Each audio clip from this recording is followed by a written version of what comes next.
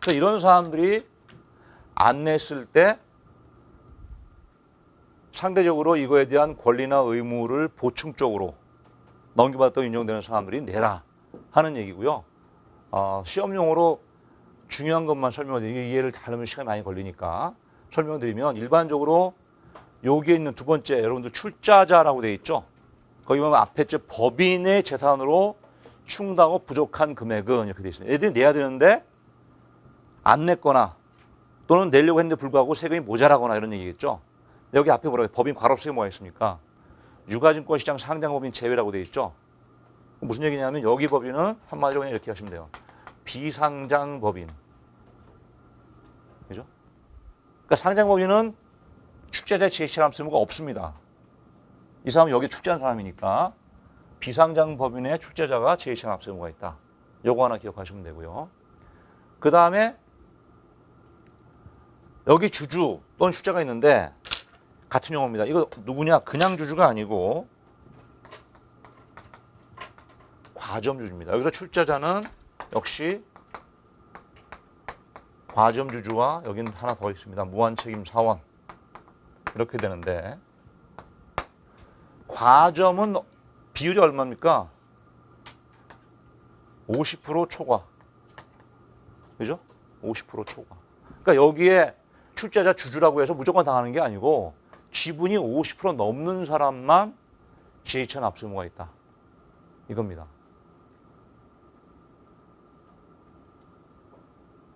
왜? 비상장회사에서 지분 50% 넘으면 경영권을 가지고 있는 거고 지가 다 했겠지. 이런 얘기죠. 그 정도 개념을 이해하시면 됩니다. 그런데 문제는 진짜 주주야. 비상장회 주주인데 경영 관여 하나도 안 했다.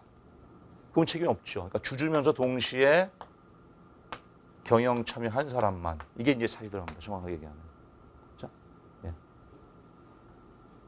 자, 그 다음에 또 하나. 여기 양도 양수가 있는데요. 여기에 양도 양수는 뭐만 해당되느냐? 사업에 관한 부분에 대해서만 제2차 납세 의무를 진다. 무조건 다 양수인이라고 책임지는 게 아니고 사업에 관한 부분에 대해서만 책임을 진다. 그럼 사업이라는 게 뭡니까? 영리를 목적으로 계속적으로 반복적으로 하는 게 사업이죠. 그죠? 종이 만드는 회사에서 종이 판매 회사가 있는데 종이 제조 판매 회사가 종이 팔아서 남긴 수익을 세금 안 낸 거하고 그다음에 종이를 팔기 위해서 운반하는 차량 그 차량을 팔아서 안 낸 세금하고 두 개가 있다. 그죠? 그랬을 때 그걸 인수받았으면 어느 것만 책임을 지겠어요? 차량 판매에서 납부하는 세금은 책임이 없다 이겁니다. 그건 사업이 아니니까. 그죠? 이해되시죠? 예, 그것만 키로 정리를 하시면 될 것 같아요. 자, 넘어갑니다. 여러분, 저거 과점 주주라는 거 밑에 있지만 50% 초과만 이해하시면 될 것 같고요. 자, 그 다음에 이제 44쪽에 수정신고, 경정청구, 기한 후 신고가 있습니다.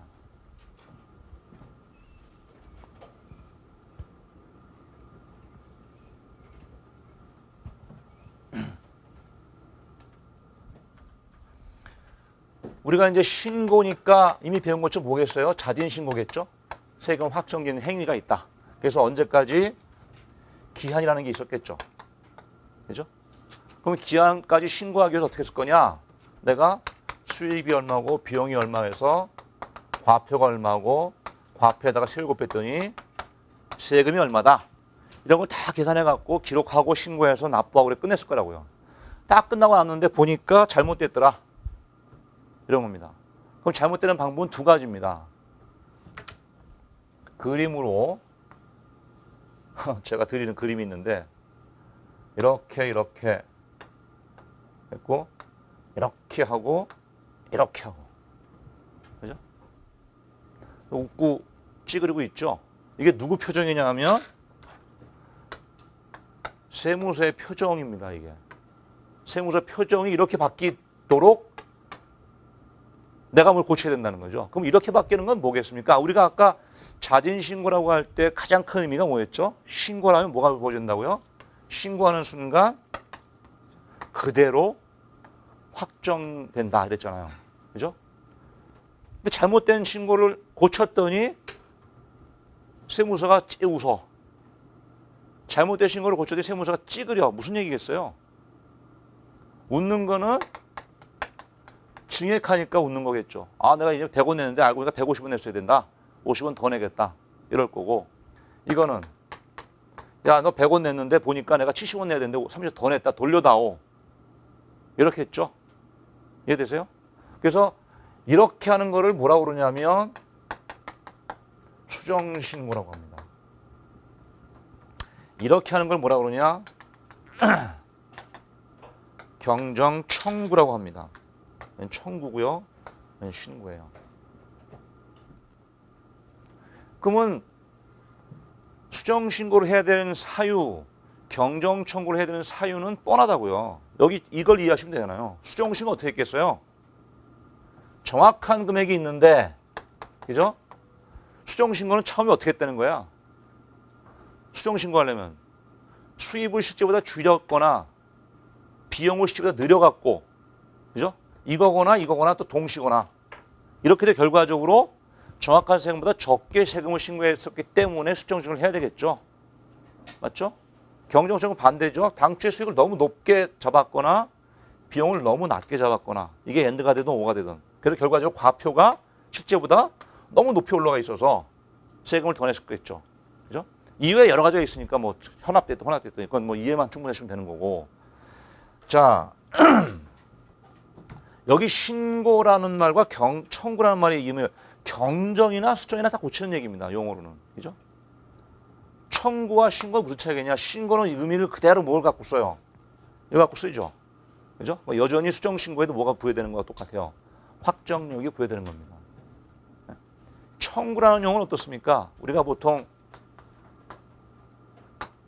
법에서 얘기할 때 권리 중에서 이런 게 있죠. 형성권과 청구권이라는 용어가 있습니다. 형성권은 뭐예요?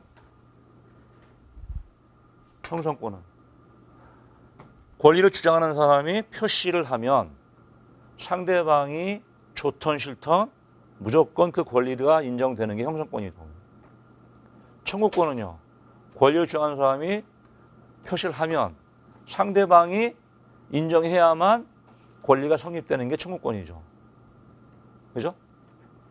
제가 이거 할 때마다 맨날 드리는 말씀인데, 우리가 결혼을 하자고 이렇게 프로포즈 한다고 할 때 뭐라고 그래요? 한국말로 뭐 한다고 그래요? 청혼한다. 청혼. 그죠? 청혼한다고 그러죠? 그 권리가 어느 권리입니까? 어느 권리예요? 이겁니다. 이거.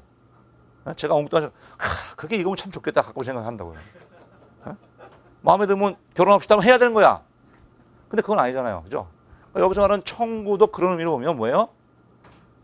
내가 많이 냈는데 돌려다오. 내 돈 낸 거니까 당연히 받아야죠. 근데 열받는다고. 그죠? 그러니까 어떻게 해요? 세무사가 확인하고 너 진짜 잘못했다고 인정해줘야 돌려줍니다. 이해되시죠? 자, 그래서 이 수정신고는 세무사 입장에서 어떻게 하는 거예요? 이미 확정 다 끝났기 때문에 돈 안 들어왔다고 생각했는데 더 들어오니까 훨씬 좋죠. 그러니까 이거를 언제까지 내야 되냐? 이런 거 없어요. 더 내면 좋은 거죠. 그래서 이거는 기본적으로 기한의 개념이 없습니다. 더 내겠다는데 뭘 안 받아. 10년에 세금 덜 낸 거 지금 내려왔습니다. 야, 그건 이제 더 이상 필요 없다. 야, 안 받아. 이럴 수는 없잖아. 근데 경정청구는 내 돈 내고 돌려받는 건데도 불구하고 열받으니까 기한을 잡아놔요. 3년 이내. 조금 이게 좀 앞뒤가 안 맞는 악법 비슷한데 3년 이내에 안 하면 못 돌려받습니다. 자, 또 하나. 기한이 없지만 세무사 입장에서 어떻게 하셔도 좋아요. 빨리 내줄 수 좋죠. 그렇죠? 그렇지 않겠어요? 그래서 우리가 기한이 없지만 일정 기한 이내에 세금을 내면, 그죠? 사실 수정신고를 하는 거는 뭐냐면 옛날에 내가 정확하게 100을 내야 되는데, 그죠? 실제로는 이게 얼마였냐? 70밖에 안 낸 거죠. 그럼 30을 추가로 수정신고하는 거 아닙니까? 그럼 누가 손해예요? 엄밀히 따지면. 세무서가 손해입니다. 그죠? 왜? 내는 시점부터 추가 내는 시점까지 기간 동안에 30원에 대한 이자를 손해보는 거죠. 그렇죠? 그러니까 신고를 안 하거나 납부를 안 하거나 또 납부를 덜 하거나 그러면 뭐가 붙어요? 이거에 대한 벌 개념으로 가산세라는 게 붙습니다. 그렇죠? 그래서 기한은 없지만 가산세는 들어간다고요. 늦게 낸 거에 대해서. 그렇겠죠? 그게 정확한 게죠. 그런데 그 가산세를 좀 깎아주는 제도가 있어요. 빨리 하면 좋으니까 우리도 어차피. 여러분 책에 보시면 어디 있느냐? 45쪽에 수정신고 두 번째 패러그래프에 6개월 이내, 그죠? 그 다음에 1년 이내, 그 다음에 2년 이내 이렇게 돼 있죠?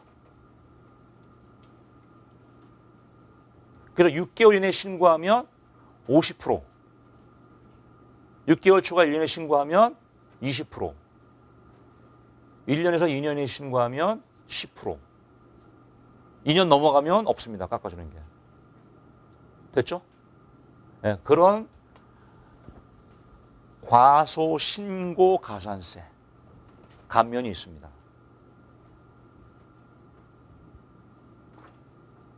자, 경정청구도 보시다시피 3년이라는 말이 있습니다. 그죠? 자, 근데 조심하실 것은 3년 앞에 뭐가 붙어 있어요? 이렇게까지는 안 나오겠지만 재수 없으면 법정 신고 기한 경과 후 3년이죠. 그럼 소득세 한번 볼까요? 소득세를. 자, 내가 1차 연도에 이게 5월 한 달부터 5월 31일까지 신고 언제 했느냐? 5월 2일 날 했어요. 에? 5월 2일 날. 그러면 언제까지 해야지 경정청구 기한입니까? 2차 연도, 3차 연도, 4차 연도, 3년이니까 하나, 둘, 셋. 여기죠? 그죠? 그러니까 T 2, 3, T 4년도에 5월 2일까지 납부를 해야 경정청구 기한이 맞는 거냐 하는 거예요. 좀 더 여유가 있죠. 뭐냐면 뭐라고 되어 있어요? 신고일로부터가 아니고 신고 기한 경과 후 3년이죠. 그렇죠? 그러면 소득세 신고 기한이 언제부터 언제까지인데요? 5월 1일부터 5월 31일까지니까 요 날 경과로부터 3년입니다. 미리 냈다고 하더라도. 그러니까 1, 2, 3, T 3년도에 5월 31일까지 하면 되는 거죠. 맞죠? 예, 그 정도까지 이해하시면 뭐 충분히 가는 겁니다. 자, 이게 이제 수정신고 경정청구로 보시면 되고요. 그러면 이제 아예 이거 말고 이거를 해야 되잖아요. 뭔가 한 게 잘못됐으니까 수정도 하고 경정도 하는 거죠. 근데 아예 처음부터 배째라고 신고 안 한 놈이 있어요. 그럼 어떻게 한다고 그랬죠? 정부가 부과해야 된다고요. 근데 정부가 부과하는 것도 만만치 않아요. 또다시 또 따져야 되니까. 그래서 얘들한테 개과천선의 기회를 한번 주자. 그래서 처음에 신고 안 했는데 너 기한이 지났죠? 다시 한번 신고하라고 하는 게 기한 후 신고라는 게 있습니다. 그죠? 그 밑에 보시면 기한 후 신고가 있죠. 그러니까 수정신고 경정청구하고 기한 후 신고는 이게 기본이 족보가 다른 놈이에요. 네? 아예 개긴 놈하고 열심히 했지 뭔가 잘못된 사람하고의 차이라고요. 그 전제 조건을 좀 이해하시면 됩니다. 예, 그 정도로 하고 넘어갑니다. 자, 46쪽 국세 우선의 원칙.